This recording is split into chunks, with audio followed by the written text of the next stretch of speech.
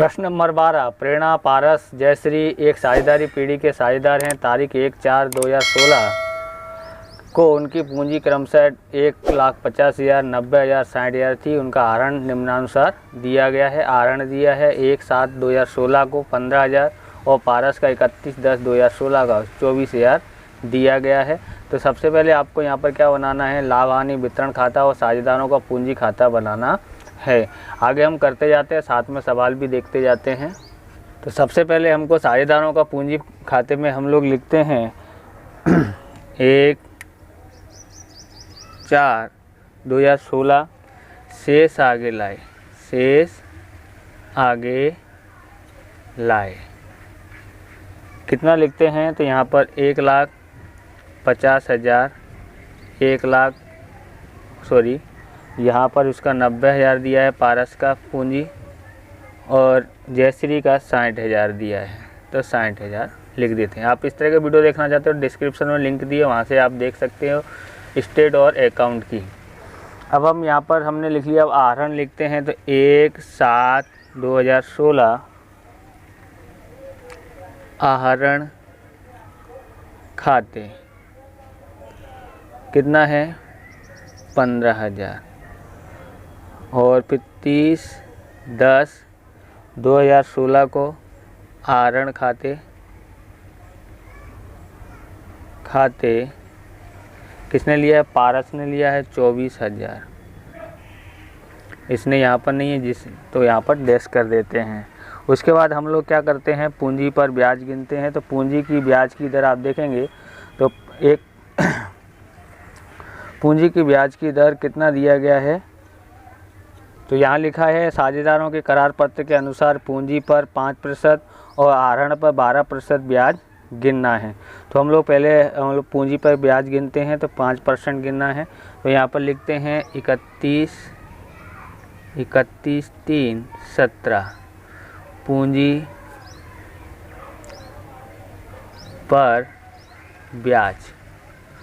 पर ब्याज कितना है, आता है 5% इसका, तो 7,500 और इसका 4,500 आ जाता है और इसका 3,000 आ जाता है। अब आहरण पर ब्याज लिखते हैं तो 31/3/17 आहरण पर ब्याज खाते, इधर भी लिख देना है खाते, ओके। तो कितना है 15,000 का कितना परसेंट दिया है, तो 12% ब्याज गिनना है। तो 15,000 का 12% और महीने के हिसाब से देखते हैं तो 1/7 को लिया, यानी 6 महीने लगभग होते हैं। तो 6 महीने का हम लोग इसका ज्ञात करते हैं। तो आहरण का ब्याज हम देखते हैं 12% ब्याज दिया गया है और जिसमें से हमको कितना लिखा है, तो 15,000 का गिनना है। 1/7/2016 को लिया, यानी 9 महीने का ब्याज की गणना करनी है। तो 9 महीने की गणना करते हैं तो 1,1350 आ जाता है। और इसका करते हैं तो इसका 6 महीने की गणना करना है 12% की दर से, तो 1,200 इसका आता है, बराबर। आगे हम देखते हैं तो हम यहाँ पर लिखेंगे पूंजी पर ब्याज। तो साझेदारों की पूंजी खाते में हमने जमा लिखा, तो इधर हम क्या लिखेंगे, उधार साइड में लिखेंगे प्रेरणा कितना आया था हमारा, तो 7,500 आया था।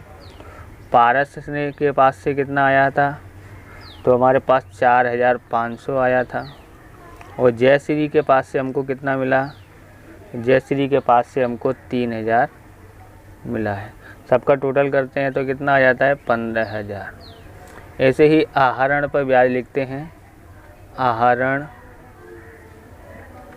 पर ब्याज प्रेरणा 1,350 और पारस 1,200, तो कितना हो जाता है 2,550 हो जाता है। अब आगे देखेंगे तो पारस को पीढ़ी में सक्रिय काम करने के बदले वार्षिक 18,000 वेतन देना है। तो हम लोग यहाँ पर वेतन खाते लिखते हैं, वेतन खाते कितना है, 18,000 वार्षिक ही दिया है तो हम 18,000 यहाँ लिख देते हैं। इधर उधार में लिखा है तो साझेदारों की पूंजी खाते में हम लोग जमा साइड में लिखते हैं। तो यहाँ लिखते हैं 31/3/17 वेतन खाते। वेतन खाते किसको दिया है, तो पारस को दिया है, इसलिए पारस में 18,000 लिखेंगे, बाकी में डैश कर देते हैं। आगे हम देखते हैं तो यहाँ पर क्या दिया गया है, उपरोक्त समायोजन करने से पहले जयश्री की लोन पर ब्याज गिनने के बाद पीढ़ी का लाभ जो है 1,29,450 है। तो हम लोग यहाँ पर लिखते हैं, तो हम यहाँ पर लिखते हैं लाभ लिखते हैं, तो लाभ हानि खाता शुद्ध लाभ कितना है, 1,29,450 है। तो 1,29,450 लिखते हैं। और आगे देखते हैं तो अब हम क्या करेंगे, कमीशन की गणना करनी है। तो कमीशन की गणना किस प्रकार से करते हैं तो देखते हैं। तो हम इन सब का टोटल कर लेते हैं यहाँ पर। तो टोटल आ जाता है हमारा 1,32,000 हो जाता है। ओके, 1,32,000 हो जाता है, यहाँ भी लिख देते हैं 1,32,000। उसके बाद हम यहाँ पर करते क्या हैं कि 1,32,000 में से 15,000 और 18,000 घटाते हैं तो हमारे पास यहाँ पर 99,000 आ जाता है। 99,000 में हम लोग क्या करते हैं, तो कमीशन की गणना करते हैं। कमीशन घटाने से पहले लाभ दिया है, बराबर, घटाने कमीशन का जो दिया गया है तो दिया गया है कमीशन देना है क्या, घटाने के बाद लाभ पर, घटाने के बाद लाभ पर देना, इसलिए 110 नीचे बट्टे में लिखा है। और तो 0 से 0 कट गया और 11 से भाग देते हैं तो हमारे पास कितना आ जाता है, 1199 यानी 9,000 आ जाता है। कमीशन कितना है, 9,000। अब हम लोग देखेंगे 99,000 में से 9,000 घटा देते हैं, 9,000 घटा देते हैं तो कितना आ जाता है, 90,000 आ जाता है। ओके, अब 90,000 को हम लोग क्या करने का है, सबको में बांटना है। किस, ये 90,000 सबको बांटना है। उससे पहले हम लोग क्या लिख लेते हैं, 9,000 कमीशन खाते लिख लेते हैं। चलिए तो यहाँ पर लिखते हैं कमीशन खाते, कमीशन खाते किसको देना है, प्रेरणा को। कितना आया है, 9,000। साझेदारों की पूंजी खाते में भी लिखते हैं, तो यहाँ लिखते हैं 31/3/17 कमीशन खाते कितना है, 9,000। प्रेरणा को 9,000 दिया जाता है। ओके, बाकी में डैश कर देते हैं। आगे देखते हैं। अब आप देखें स्क्रीन पर क्या दिया गया है, वे लाभ का आधा भाग पूंजी के अनुपात में और बाकी का आधा भाग 2:1 के अनुपात में बांटते हैं। तो हम इस अनुपात में बांटते हैं। ओके, चलिए देखते हैं किस तरह से बांटना है। सबसे पहले दिया है 90,000 का आधा होता है 45,000। तो 45,000 को हम लोग क्या बोला है, तो 45,000 को बांटने के लिए बोला है पूंजी के अनुपात में। अब पूंजी का अनुपात ज्ञात करते, यानी पूंजी के अनुपात में हम लोग ये देखते हैं तो ये 1,90,000 60,000 था, तो हमने इस तरह से लिख दिया, सभी 0 काट दिए हैं। अब इसको काटते हैं तो ये किसके में आता है, 3 पंजे 15 होता है और ये 3 तरक 9 होता है और 3 दूनी 6 होता है। यानी कि ये हो गया हमारा 5:3:2 के अनुपात में 45,000 को बांटना है। ओके, आधा 45,000 यहाँ पर है और यहाँ 45,000 90,000 का होता है, तो इसका अनुपात है 5:3:2 और इसका अनुपात कितना है, 2:2:1। तो अब लोग इस अनुपात में इसको बांटते हैं तो हमारे पास यहाँ पर आ जाता है 22,500 आ जाता है, इसका 13,500 आता है और इसका 9,000 आ जाता है। ओके, इसका यहाँ पर 18,000 आ जाता है और इसका आ जाता है 31,500 आ जाता है। और आगे करना करते हैं तो हमारे पास कितना आता है,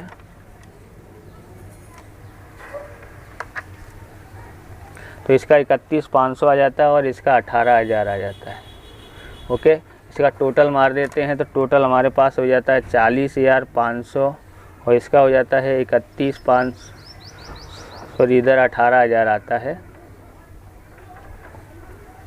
तो ये 31,500 हो जाता है और ये 27,000 हो जाता है। ओके, आगे देखते हैं। तो यहाँ पर लिखते हैं अब साझेदारों के पूंजी खाते प्रेरणा, पारस और जयश्री। इसका कितना आया? 40,500 आया, इसका 31,500 आया, इसका 18,000 आया है। इन सब का टोटल मार देते हैं तो 90,000 हो जाता है। ओके, तो इस तरह से ये वाला खाता पूरा होता है। और आगे देखते हैं वितरण पात्र लाभ को हम लोग इधर उधार लिखा है तो साझेदारों की पूंजी खाते के जमा में लिखेंगे। तो यहाँ लिखते हैं 31/3/17। क्या लिखेंगे? लाभ